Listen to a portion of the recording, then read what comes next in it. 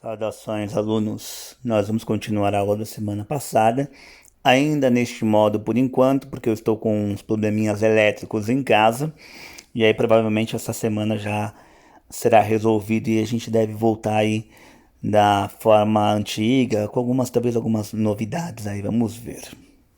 Bom, esse é um tema que eu gosto muito, a gente vai um pouquinho mais devagar, porque eu quero falar mais na videoconferência do que aqui, mas que na videoconferência dá uma relação um pouco melhor de interação, apesar de muitas vezes vocês não falarem. A gente vai falar agora especificamente aí sobre o desenvolvimento humano. O desenvolvimento humano, ele faz parte aí das questões de relação de igualdade social e de igualdade econômica, né? A gente sempre confunde, como eu já havia falado, só para a gente retomar, a questão da exclusão social e da desigualdade social. Aqui no Brasil, as duas coisas são muito próximas, né? Em outros países, como eu havia falado, às vezes essa relação ela é bem distante. Muitas vezes existem pessoas que são excluídas da sociedade, mas elas não são excluídas das questões econômicas. Basta a gente pensar em alguns países da Europa, né, que excluem algumas pessoas por questões sociais, por questão de cor, por questão de xenofobia, mas não exclui as pessoas de ganhar o seu dinheiro. O desenvolvimento econômico tem a ver justamente com o IDH. O IDH, o Índice de Desenvolvimento Humano, ele foi criado em 1990 pelo Programa das Nações Unidas, justamente para um referencial aí para analisar as condições de vida das pessoas. Ele vai de 0 a 1. Quanto mais próximo de 1, melhor o IDH. E quanto mais próximo de 0, pior o IDH. Nenhum país do mundo hoje tem um IDH 0. Também não tem nenhum com 1, nem com 2. O continente que tem o menor IDH do mundo é justamente o continente africano. Muitos países do continente africano têm IDHs abaixo de 0,4. São IDHs bem baixos, 0,330, 0,320.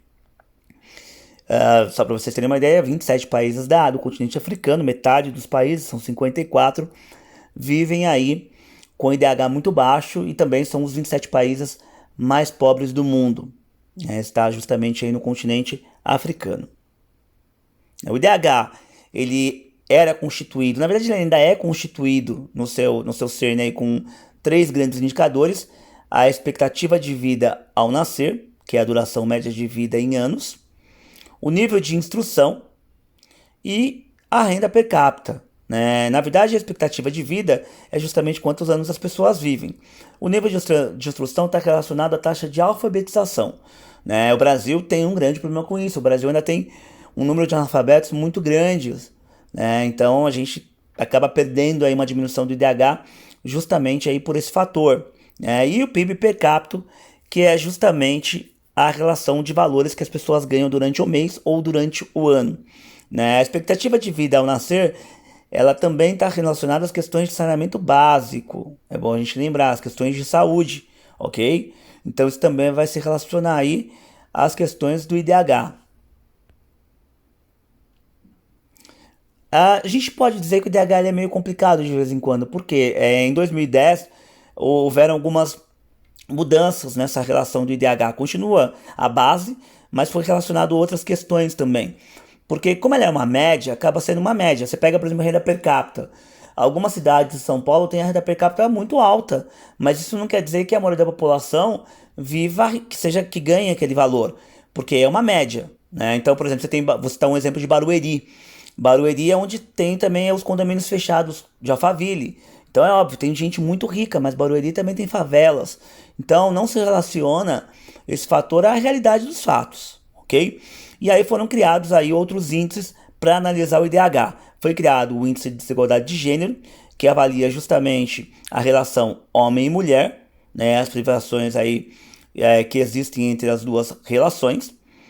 Também foi analisado o índice de pobreza multidimensional, que está ligado aí às questões de saúde, educação, de vida, especificamente ela da questão de privações que as pessoas têm acesso, e também as desigualdades multidimensionais, que é justamente ajustados aí às questões de desigualdade em cada lugar. E aí nós temos o Índice de Desenvolvimento Humano do IDH de 2014, que é do livro de vocês. O livro está um pouquinho desatualizado. Provavelmente teremos uma atualização aí no ano que vem, talvez, porque com o Covid-19 a gente não sabe mais o que vai ocorrer ano que vem. Hoje, por exemplo, é o último dia do semestre, né? Então já se passaram aí 6 meses, faltam mais 6 meses aí para o final do ano.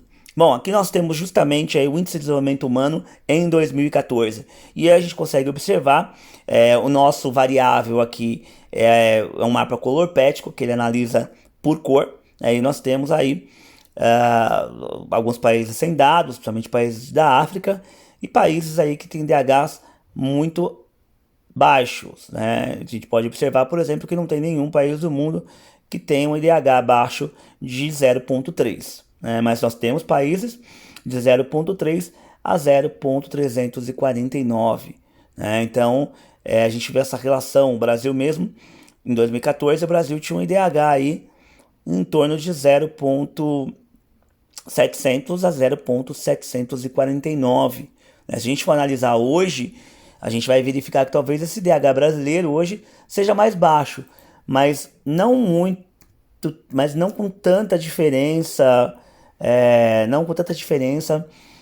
Por exemplo, o IDH hoje brasileiro, na verdade, ele está em torno, ele está até acima, na verdade, ele tá em torno de 0,761, né, em 2019. Então, assim, teve um aumento, mas a gente não sabe exatamente agora em 2020. Provavelmente deve ter uma alteração muito grande nas questões de IDH, não só no Brasil, como no restante do mundo, né? Vários países do mundo terão seus IDHs mais baixos, porque a renda per capita das pessoas cairá devido ao coronavírus. A gente está vendo aí muitas empresas fechando também, e isso tudo, óbvio, vai impulsionar nas questões de desigualdade social que devem aumentar, né? Então a gente tem uma medida da desigualdade, que é também avaliado pelo Produto Interno Bruto. O Produto Interno Bruto é um dos mais tradicionais indicadores aí, ele trata especificamente das questões econômicas. É ele que define, na verdade, se um país é desenvolvido ou se um país é subdesenvolvido, mas ele define as maiores economias do mundo. Por exemplo, Estados Unidos tem um PIB aí de quase, que ultrapassa aí 16 trilhões de dólares, né? Porque o PIB ele é calculado em dólar, né? E por isso que o Brasil às vezes também às vezes o Brasil cai muito, porque como o Brasil, o dólar está valendo muito mais que o real, e ele é calculado em dólar, o Brasil tende a cair aí nessa medida de produto interno bruto. Você tem como segundo maior país do mundo em termos econômicos, como maior PIB, segundo maior PIB do mundo, a China. E a China não é um país desenvolvido, né? A China é um país subdesenvolvido, assim como o Brasil. Diga-se de passagem, a desigualdade social ela é muito maior na China do que no Brasil. Só que ao mesmo tempo as pessoas têm acesso a alguns bens que nós não temos, até porque o valor lá geralmente é um pouco mais barato que aqui. Para calcular o PIB, são calculados tudo aquilo que foi gerado num país durante um ano, ok? Então, tudo que foi gerado por commodities, por vendas, por compra, por salários, todas as atividades comerciais e de serviços, toda a atividade industrial do país. Então, tudo isso acaba gerando aí o PIB, Produto Interno Bruto.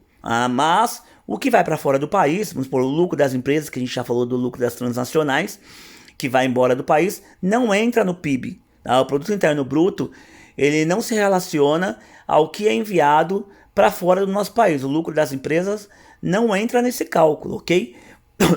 Por exemplo, os Estados Unidos não usa o Produto Interno Bruto para sua análise. Ele usa o PNB, Produto Nacional Bruto. E aí vocês vão entender por que os Estados Unidos também tem esse PIB tão alto, né? Tem esse PNB tão alto, muito acima dos outros países, quase o dobro aí do produto interno chinês, por exemplo, né? Eu acho que o produto interno bruto chinês hoje está em torno de 10 a 11 trilhões aí de dólares, né? Mas ainda um pouco longe aí dos Estados Unidos, porque os Estados Unidos também se relaciona com o que ele recebe de outros países. Então, você tem uma Microsoft no Brasil. Essa Microsoft manda o lucro, envia o seu lucro para a Califórnia, onde é a sede, né? Então, esse lucro também vai entrar no PNB dos Estados Unidos. Então, por isso também é uma manobra de dizer que eles também são a maior economia do mundo, também por esse lucro que é enviado aí para o seu país. E nós temos aí essa relação do produto interno bruto também. Como eu falei para vocês, o PNB leva em consideração também os rendimentos recebidos e os enviados ao exterior, caso, por exemplo, como eu falei para vocês, dos Estados Unidos. Nós continuaremos este tema na nossa videoconferência, ok? Muito obrigado e até mais tarde.